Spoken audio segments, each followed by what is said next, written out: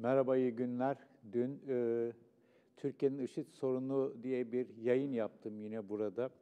E, Sosyal medya üzerinden yayın yaptığımız için anlık olarak gösterilen ilgiyi ya da ilgisizliği ölçmek, anında ölçmek mümkün olabiliyor. Her ne kadar Elbap'ta IŞİD'le çatışmalarda 16 asker hayatını kaybetmiş olsa da bu kadar önemli bir olayın ardından yapmıştım. Çok fazla ilgi gördüğünü açıkçası söyleyemem. Ama daha sonra akşam saatlerinde, gece geç saatlerde aslında IŞİD'in propaganda amacıyla yayınladığı Türkiye aleyhtarı bir takım videolarla beraber, dehşet videolarıyla beraber, infial yaratan videolarla beraber birdenbire e, yayına da ilgi arttı. Türkiye'de demek ki IŞİD'in bir şekilde gündemde olabilmesi için dehşetini, vahşetini doğrudan Türkiye'ye ve Türkiye'nin askerlerine, Türk askerlerine ya da kurumlarına yönelik göstermesi gerekiyor. Bu acı bir olay. IŞİD çünkü öteden beri yanı başımızda, içimizde, Türkiye'nin içerisinde, Türkiye'nin hemen çevresinde bu vahşetini, dehşetini birçok kişiye yaptı. Eline yakaladığı değişik ülkelerden özellikle batılı ama batılı olmayan da mesela bir Ürdünlü pilota, ele geçirdikleri Ürdünlü bir pilota ya da gazetecilere ya da başkalarına yaptı ve bunları bir propaganda amacıyla da kullandı. Türkiye bu konuda açıkçası Türkiye kamuoyu çok fazla hassas davranmadı. Hatta tam tersine özellikle Paris'teki IŞİD saldırısının ardından yapılan maç sırasında yapılan anmada gösterilen tepkilerde de gördüğümüz gibi birazcık bana dokunmayan yılan mantığı, biraz da sevmediklerine yönelik değişik nedenlerle, neden sevmedikleri de ayrı tabii, sevmediklerine yönelik bir takım hareketler yaptığı için mesela Batı'ya ya da kimi durumda Suriye'de Kürt gruplarına vesaire IŞİD tolere edildi, anlayışla karşılandı, desteklenmese bile karşı çıkılmadı, olması pek zararlı görülmedi. Bu yıllardır böyle. Türkiye'de yaptığı saldırılara rağmen de bu böyle sürdü. Ama şimdi bıçak kemiğe dayanmış gözüküyor. Türkiye kamuoyu ne kadar IŞİD'i muhatap almamak için ısrar ederse, IŞİD de tam tersine o kadar üstüne gidiyor ve bunun giderek artacağını tahmin ediyorum. Dün akşamki propaganda yayınları ki birkaç tane birden hayata geçirdiler. Bir Elbap operasyonuna yönelik, bir de ellerindeki askerlere, rehin tuttukları, esir tuttukları askerlere yönelik. Ve buralarda da tam bir üslup olarak vesaire tam bir hakaret edici, aşağılayıcı tutumlar takınabildiler ve ne kadar görmek istemese istemesin Türkiye kamuoyu, IŞİD Türkiye'yi kendine bir savaş alanı olarak seçmiş durumda ve bu savaşı sürdürme niyetinde. Türkiye'nin hala bu savaşı tam olarak kabullenmek istemediğini görüyoruz. Şu ana kadar IŞİD'e karşı yapılan, Türkiye'de yapılan polis operasyonlarının zayıflığı, kamuoyunun IŞİD saldırılarına, IŞİD katliamlarına yönelik gösterdiği ilgisizlik, kayıtsızlık, bütün bunları bize gösteriyordu. Bu saatten sonra, dünden itibaren bunun değişebileceği gibi bir durum var. Zararın neresinden dönülse kârdır diyelim. Ve bu yayınımızın başlığına gelelim. IŞİD'le nasıl mücadele edilebilir? Bir kere çok geç kaldığımızın altını kalın bir şekilde çizmek lazım ve ben bunu yıllardır yapmaya çalışıyorum. Bir dönem gazetelerde yazarken, Medyaskop'ta da yaptığım yorumlarda ısrarla bunu söylemeye çalışıyorum ve bu ısrarım karşısında birçokları tarafından bu ısrarımın dalga konusu yapıldığını da biliyorum. Hatta yani beni olayı anlamamakla, işte bu olayın aslında bir Batı projesi olduğu vesaire gibi komplo teorileriyle falan IŞİD'i önemsiz göstermeye, benim bu konuda ve benim gibi bir avuç insanın IŞİD konusunda yaratmaya çalıştığı bir nasıl diyeyim dikkat, uyandırmaya çalıştığı dikkat de bizim ukalalığımıza ya da işgüzarlığımıza falan veriliyordu. Umarım bu biraz değişmiştir. Ama çok yol kat edildi. IŞİD çok yol kat etti.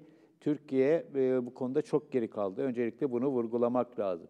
Zararın neresinden dönülse kârdır. Peki IŞİD'le nasıl mücadele edilir? Öncelikle IŞİD'in bir bağımsız varlık olarak var olduğunu, etkili olduğunu, güçlü olduğunu, her yerde bir şekilde olduğunu demeyelim de olabildiğini ve ayrım gözetmeksizin herkesle pekala savaşabileceğini görmemiz lazım. Yani IŞİD realitesini öncelikle kabul etmemiz lazım. Bu realiteyi kabul ettikten sonra IŞİD'in kesinlikle ve kesinlikle iyi bir şey olmadığını da kabul etmemiz lazım. Yani bir şekilde idare edilebilir, bir şekilde kullanılabilir. Esas düşmanlara karşı geçici olarak göz yumulabilecek bir güç olarak görmek gibi alışkanlıklardan vazgeçmek lazım. Mesela şöyle yaklaşımlar oldu. Suriye'de PKK çizgisindeki PYD, YPG gibi güçler Suriye'de etkili bir şekilde yerleşirlerse onların oradan kazınması, o etkilerinin azaltılması mümkün olmayabilir. En azından zor olabilir. Ama IŞİD Suriye'de, Suriye'nin kuzeyinde, Türkiye'nin yanı başında var olabilir. Ama nasıl olsa IŞİD uyduruk bir örgüt, uzun süre yaşayamaz ve bu Türkiye'ye doğrudan da zaten tehdit de olmaz. Dolayısıyla orada PYD'nin kantonları olacağına buraları IŞİD kontrol etse işte fena olmayabilir düşüncesi bir dönem çok hakimdi. Hala birileri bunu istiyor olabilir. Bu konuda çok açık bir şekilde Kobani'de ki yerlerinin IŞİD'den yana olduğunu deklare etmiş olan ve hala başına hiçbir şey gelmemiş olan, yani gayet sakin ve pişkinlikle hala tırnak içinde kanaat önderi rolleri oynayabilen insanlar var Türkiye'de.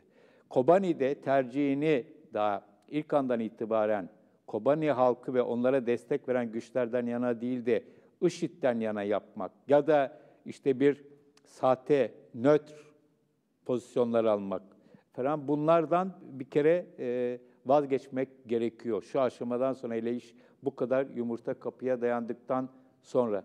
Yani bu olayı istisnasız bir şekilde bir ciddiye almak, önemsemek ve bir kere mücadele etmek, istemek gerekiyor. Bunun öncelikle vurgulanması lazım. İkincisi, IŞİD'i basit bir dini hareket olarak görmemek lazım. Tabii ki İslam'ı kullanan bir hareket, tabii ki Selefi, cihatçı bir hareket, tabii ki radikal İslam'ın günümüzdeki uzantısı, yıllardır süren bir İslamcılık olayının bir güzergahının bugün geldiği nokta. Bir önceki aşaması El-Kaide'ydi. El-Kaide hala var ama IŞİD bunu çok daha ileriye götürdü. Ama bu konuda yapılan ciddi araştırmalar, tartışmalar gösteriyor ki olay sadece ve sadece bir İslam'ın radikalleşmesi, Müslümanların radikalleşmesi olayı değil. Özellikle Olivier Roy'un Fransa'da geliştirdiği, sadece tek başına değil tabii başkalarının da geliştirdiği, İslam'ın radikalleşmesinden ziyade radikalizmin İslamileşmesi argümanını çok ciddiye almak gerekiyor. Tabii ki işin içerisinde bir dini boyut var ama bu olayı sadece bir din olayı olarak almak, sadece diyelim ki IŞİD'in potansiyel olarak örgütlenebileceği yerler olarak dini mekanları, mesela Batı'da diyelim ki camileri almak çok inandırıcı olmuyor. Bu çok farklı yerlerden insanlar, gençler, hatta her yaştan insan IŞİD'e pekala katılabiliyor. Katılmasa bile IŞİD çizgisinde bulunduğu yerlerde bir şeyler yapmaya gidebiliyor. Bu orada sadece tek bir faktöre bakıp, sadece dine bakıp ve buna karşı da sadece dini argümanlarla IŞİD'le mücadele etmek yaklaşımı çok eksik bir yaklaşım ki Türkiye'de uzun bir süredir Diyanet İşleri Başkanlığı ve başka kurumlar IŞİD gibi yapılara karşı dini mücadele konusunda çok tutuk, ürkek davrandılar. Çok yakın bir zamanda yeni bir takım kıpırdanmalar var. Bunun yeterli olduğu söylenemez. Yani IŞİD benzeri yapılara İslam içerisinden cevap vermek anlamında henüz Türkiye ve dünya çok geri ama şunu da özellikle vurgulamak lazım. Tek başına dinsel argümanlarla IŞİD'le mücadele etmek de hiçbir şekilde yeterli olmuyor. IŞİD ve benzerleriyle mücadele etmek yeterli olmuyor. Bu olayı sadece bir yoksullukla ya da bir gençler içerisinde işsizlikle, lümpenleşmeyle açıklamak da çok tek başına yeterli olmuyor. Çünkü IŞİD ve benzeri yapıların içerisinde, El-Kaide'de de böyleydi, çok iyi eğitimli, orta sınıflardan, hatta üst orta sınıflardan insanların da bulunduğunu, bunların pekala intihar eylemcisi bile olabildiğini görmek lazım. Çok karmaşık bir olayla karşı karşıyayız. Bütün bu olayların serin kanlı bir şekilde birbirleriyle, ilişkileriyle beraber tartışılabilmesi, özgürce tartışılabilmesi gerekiyor. Türkiye bu noktada çok geride. Çünkü Türkiye daha IŞİD demeye bile yanaşmayan bir ülke. Arapçadan hareketle bazı, özellikle Fransa'da da kullanılan DAEŞ ya da DAEŞ diye kullanılan bir kısaltma var. Arapça söylenişten hareketle. Bizimkiler bunu da DAEŞ diye sanki bir anonim şirketmiş gibi kullanmaya başladılar. Çok gayri ciddi bir kullanım olarak başladı. Ama şimdi bakıyoruz ki bütün ana akım medyada aynı şekilde DAEŞ demeye başladı. Bu aslında IŞİD. Hatta IŞİD de değil, İD, yani kendilerinin baştaki Irak-Şam lafını da kaldırıp İslam devleti olarak kullanıyorlar. Tabii ki oradaki İslam'ın böyle bir örgüt tarafından kullanılıyor olmasından insanlar rahatsız oluyorlar. Bu rahatsızlıklarını bir şekilde dile getirebilirler ama bunun sadece üstünü örterek bununla baş edebileceklerini sanmaları hiç inandırıcı değil. Üstünü örtmek demişken Türkiye'de zaten hep bunu yaşıyoruz. Türkiye'de mesela bir terör saldırısı oluyor, çok ciddi katliamlar oluyor. Bunlar önlenemiyor. Şu ya da bu nedenle, birçok nedenle önlenemiyor. Ama ne yapılıyor? Hemen bunların konuşulması, tartışılması vesairesine sınırlamalar getiriliyor. Yargı tamamen gizli yürüyor, yayın yasağı getiriliyor. Gerekirse dün akşamda olduğu gibi sosyal medya, ki sık sık gerekiyor, sosyal medyanın yavaşlatılması, engellenmesi gibi hususlar oluyor. Ve de hemen engellenemeyen saldırının hemen kim tarafından yapıldığı konusunda hazır ve çoğu gerçek olmayan açıklamalar yapılıyor. Mesela Ankara katliamının ardından yapılan kokteyl terör tanımını hepimiz biraz hafızamızı zorlarsak hatırlarız.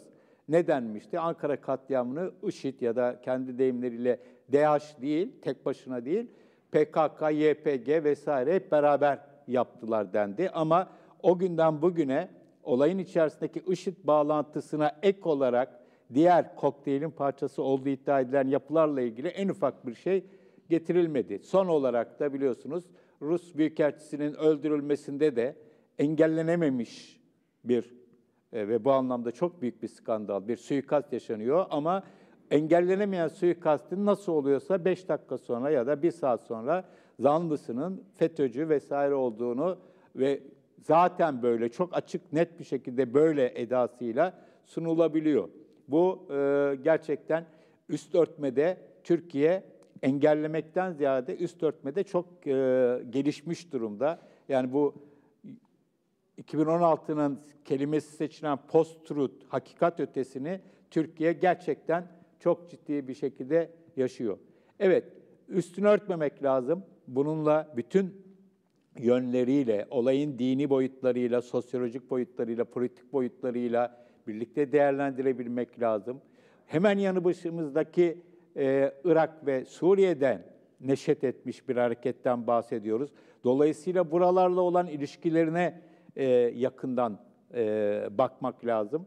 Ve bu konularda da gerçekçi, akılcı politikalar geliştirebilmek lazım. Özellikle Suriye konusunda Ankara'nın geliştirdiği ve yeni yeni çark etmeye başladığı politikaların IŞİD'in gelişmesinde çok ciddi bir şekilde katkıda bulunmuş olduğunu söylemek lazım. Neydi bu? Her ne olursa olsun Esad rejimini bir an önce devirmek noktasında yerli güçlerin yetmemesinin üzerine yabancı güçlerin dahil olmasına yeşil ışık yakılmış olması vesaire. Bu çok ciddi bir şekilde önümüzde duruyor. Peki IŞİD'e katılmayı düşünen insanlara karşı ne yapılabilir? Bu da çok karmaşık bir olay ve tabii ki Türkiye'de son dönemde baskın olan terörle mücadele yöntemlerinde işte kim varsa anında cezalandırılması vesaire gibi şeyler var. IŞİD'in bugüne kadar bu konuda IŞİD'e çok ciddi darbeler indirilebildiği Türkiye'de söylenemez. Ama dün mesela İstanbul'da yeni bir operasyon yapıldığı söyleniyor. Belli ki dün yaşananların ardından yapılmış. Ama bunların hiçbirisi çok tatminkar değil. Ama daha önemli bir husus var. Burada El-Kaide gibi, IŞİD gibi yerlerde, yapılarda önemli olan buraya tek tek katılanların engellenmesinden ziyade bu kişileri buraya kazandıran ve buralara yollayan kişilerin saptanabilip onların engellenebilmesi önemli. Bunlara tam Türkçesi nedir?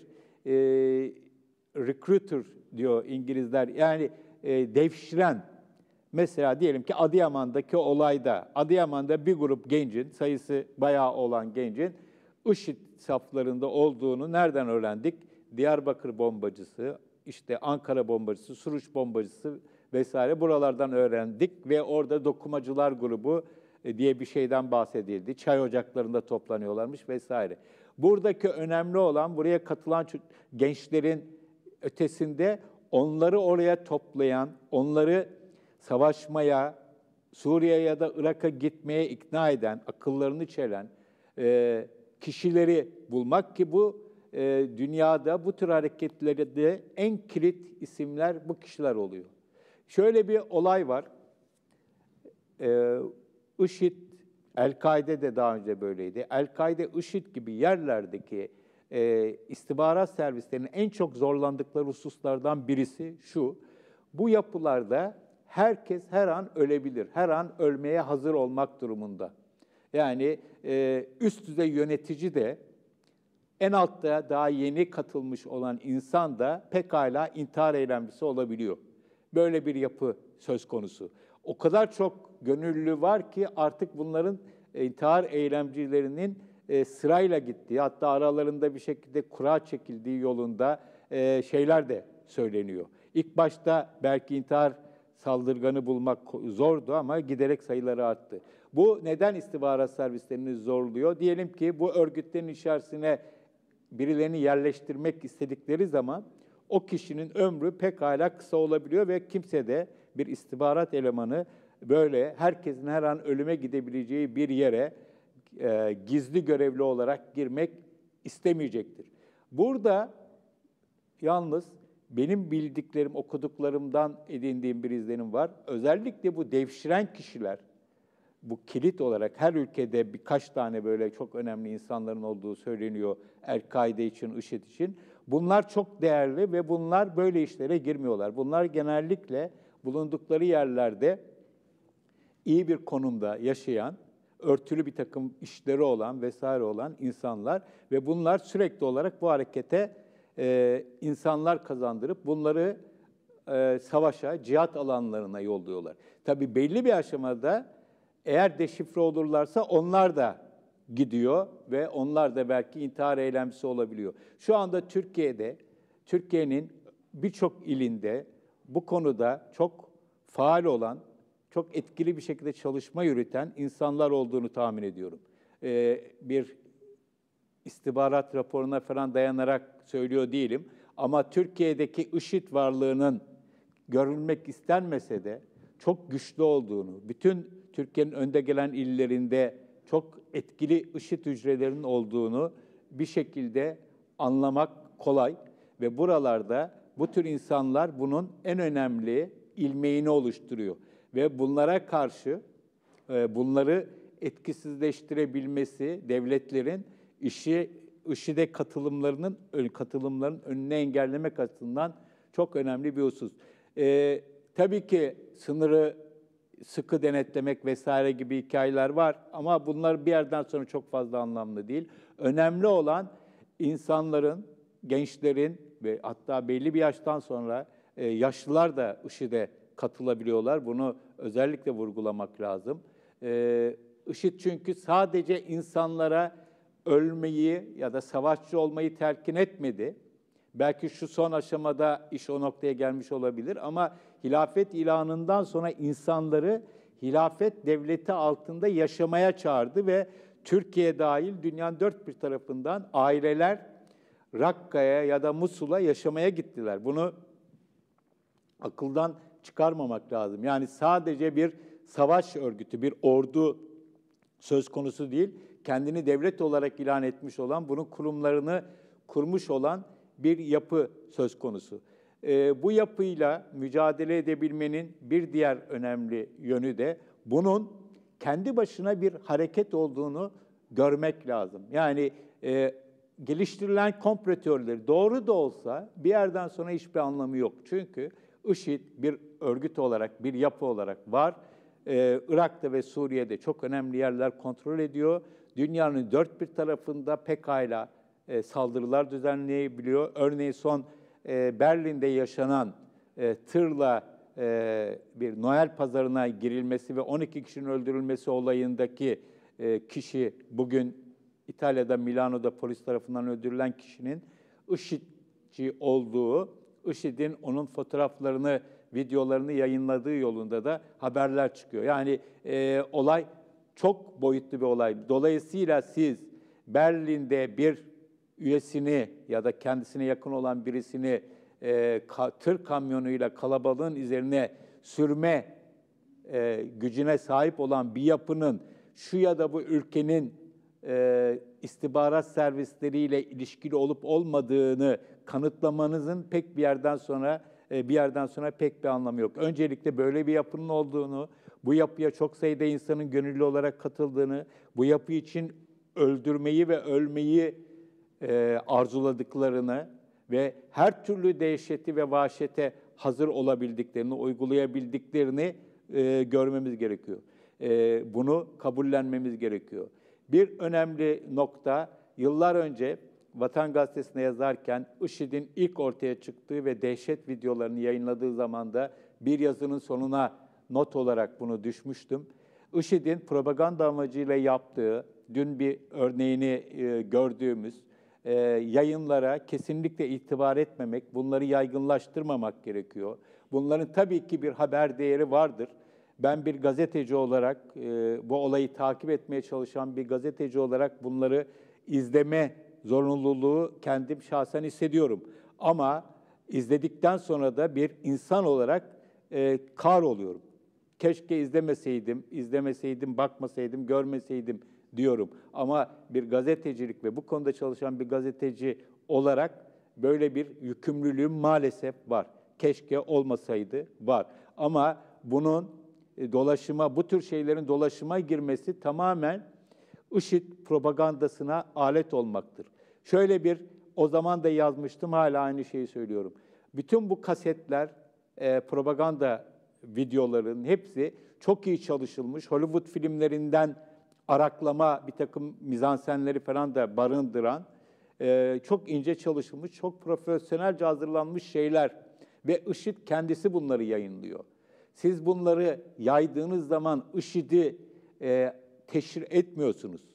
Bu IŞİD'i zaten zor durumda bırakacak bir şey olsaydı kendisi çekip kendisi dağıtmazdı. Çok basit bir akıl yönetmeyle bunu aslında çözebiliriz. Yani IŞİD bunları yapıyor ve bunların olabildiğince dağılmasını istiyor. Ve birileri de bunu yayarak IŞİD'i teşhir ettiğini, IŞİD'e karşı mücadele ettiğini sanıyor. Tam tersine. IŞİD bu dehşet videolarıyla gücüne güç katıyor. Örneğin Musul düştükten sonra Erbil'e doğru yöneldiklerini biliyoruz. Yöneldikleri söylenmişti ve o sırada da Erbil'den çok sayıda insanın arabalarını atlayarak ülkenin daha kuzeyine doğru kaçtıklarını biliyoruz. O tarihlerde o bölgeye gitmiştim. O olaydan hemen sonra Irak Kürdistan'a gitmiştim ve orada görüştüğüm hemen hemen herkes şunu söylüyordu: IŞİD'den önce dehşeti geldi. İnsanların bir an önce oradan uzaklaşmaya yönelten şey işte IŞİD'in nam salmış olan dehşeti, acımasızlığıydı. Ve bunlar da büyük ölçüde o videolar vesaireler üzerinden yapılıyordu.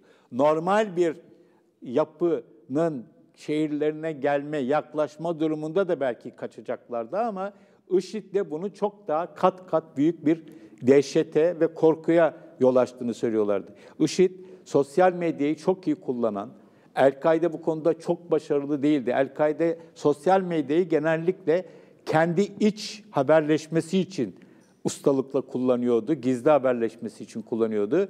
IŞİD bunu da yapıyor ama IŞİD esas olarak sosyal medyayı kendi propagandası için yapıyor. Ve IŞİD'in çok güçlü haber ajansları, gazeteleri, radyoları, dergileri vesaireleri var ve bunların hepsi sosyal medya üzerinden, internet üzerinden gidiyor ve IŞİD'in gücüne güç katıyor. IŞİD'in yaptıklarını çok ciddi bir şekilde geniş kitlelere yayılmasına yol açıyor ve bu yayılmalar sonucunda insan sayısını, gönüllü sayısını, sempatizan ve militan sayısını arttırıyor. Şöyle düşünelim, o dehşet videolarının çoğaltılmasına katkıda bulunduğumuzda diyelim ki biz IŞİD'i böylece teşhir ediyoruz. Zaten IŞİD'i o videoları görüp de ya bunlar ne kötü adamlarmış, bunlar katilmiş, vahşiymiş diyen insanlar zaten büyük bir kısmı zaten IŞİD'e mesafeli, IŞİD'e yabancı, ona düşman insanlar. Ama bir de şunu düşünün, şu ya da bu nedenle bu dehşetten etkilenen ve imrenenler de var. Sayıları az da olsa var ve bunlar sayıları az da olsa yeni dehşetlere imza atabiliyorlar. Dolayısıyla IŞİD bu dehşet yayınlarıyla dünyanın dört bir tarafında kendilerine böyle arayışlar içerisinde olan insanlar için cazip bir yer olabiliyor. Şunu biliyoruz, IŞİD'e katılanların bir kısmı İslam hakkında çok az şey biliyor. Hatta Suriye'de, Irak'ta ki IŞİD bölgelerinde yeni katılanlar, yurt dışından gelenler için özel Kur'an kurslarına benzer İslam'ın temellerinin öğretildiği okulların, kursların açıldığı söyleniyor.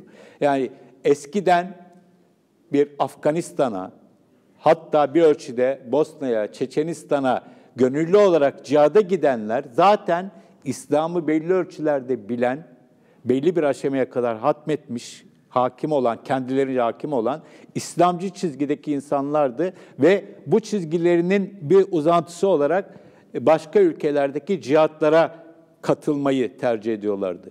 IŞİD'le beraber işin rengi büyük ölçüde değişti. Katılanlar içerisinde tabii ki İslamcı çizgide olan insanlar var ama çok sayıda kişinin İslamcı olmadığı, kendi halinde Müslüman olduğu, İslam bilgisinin çok sınırlı olduğu, hatta kimilerinin İslam'la beraber yani İslam'ı benimser benimsemez IŞİD'e katıldığı ya da tersine IŞİD'e katılmak için İslam'a girdiği ki bunların bazıları Müslüman kökenli olup dinden uzak yaşayan insanlar, bazıları da gayrimüslim olan insanlar. Özellikle Batı'da böyle çok örnek var. Amerika Birleşik Devletleri'nden, Fransa'dan, Belçika'dan, İngiltere'den bir takım insanların Müslüman olmayan, Müslüman bir aileden olmamalarına rağmen bir şekilde IŞİD'e katıldıklarını biliyoruz. Bu kişiler belli bir aşamada İslam'ı seçip ondan sonra seçtikleri İslam'ın kendilerini götürdüğü yer olarak IŞİD'e gitmiyorlar. Büyük bir kısmı önce IŞİD tarafından etkileniyorlar, onun etki alanına giriyorlar ve onun ardından IŞİD'le beraber İslam'a giriyorlar. Yani burada IŞİD konusunu gündemimize aldığımız zaman bunun İslam diniyle olan ilişkisini, bu karmaşık ilişkisini kesinlikle göz önüne almamız lazım.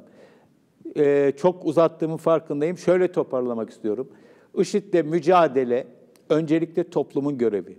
Tabii ki devlete düşen çok şey var ama şu anda Türkiye Cumhuriyeti Devleti'nin IŞİD konusunda gereken hassasiyeti gösterdiği kesinlikle söylenemez. Öncelikle toplumun hem kendi içerisinden IŞİD'e karşı bir mücadele kararlılığı üretebilmesi hem de devleti bu konuda daha aktif olmaya çağırabilmesi gerekiyor. Şunu hiç beklemiyorum, onu söyleyeyim. Devletin bu konuda büyük bir seferberlik başlatıp, insanları da bu konuda çok ciddi bir şekilde uyarması, bu konuda IŞİD'e yönelik, IŞİD'in sızabileceği delikleri, toplumun içerisindeki deliklerin kapatılması konusunda sivil toplumla bir işbirliği, seferberliğine girmesi falan gibi ütopik şeyler maalesef bekleyemiyoruz Türkiye'de. Bunlara ütopik dememden de anlaşılıyor. Bu noktanın çok uzağındayız. IŞİD'le mücadele noktasında gerçekten çok geç kaldık, çok geri kaldık.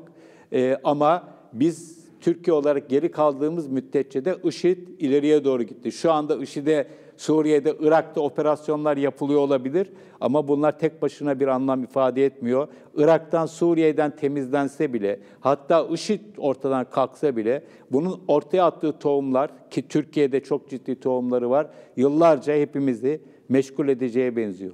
Söyleyeceklerim bu kadar. İyi günler.